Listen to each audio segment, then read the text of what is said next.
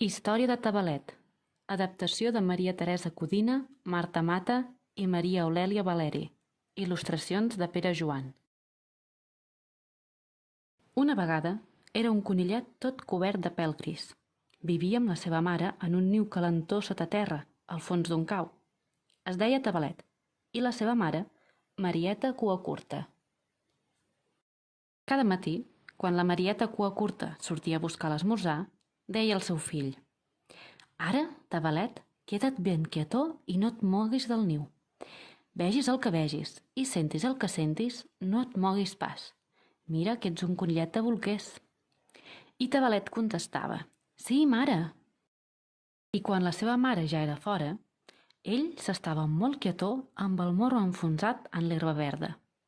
Una vegada, un ocell molt gros s'havia aturat dalt d'una branca i cridava: «Lladre, lladre!»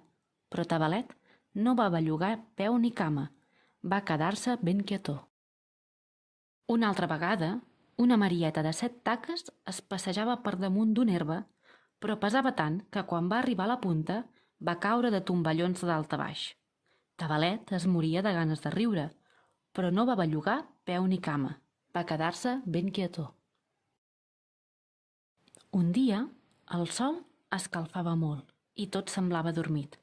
Tot d'una, Tabalet va sentir un soroll lluny, molt lluny, com si algú fes xxxt, xxxt, xxxt, molt baixet. Va escoltar. Era un soroll molt estrany. De vegades semblava lluny, de vegades semblava a la vora. El soroll s'anava fent més fort. Aquesta vegada, Tabalet va oblidar-se dels avisos de la seva mare i es va posar dret damunt les potes del darrere.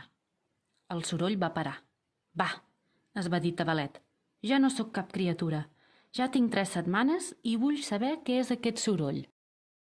Va treure el cap fora del cau i va veure davant seu els ulls d'una serp esgarrifosa. «Mare, mare!», va cridar Tabalet, i no va poder acabar, perquè la serpota l'havia agafat per una orella i ja se li cargolava al voltant del cos. Pobre Tabalet!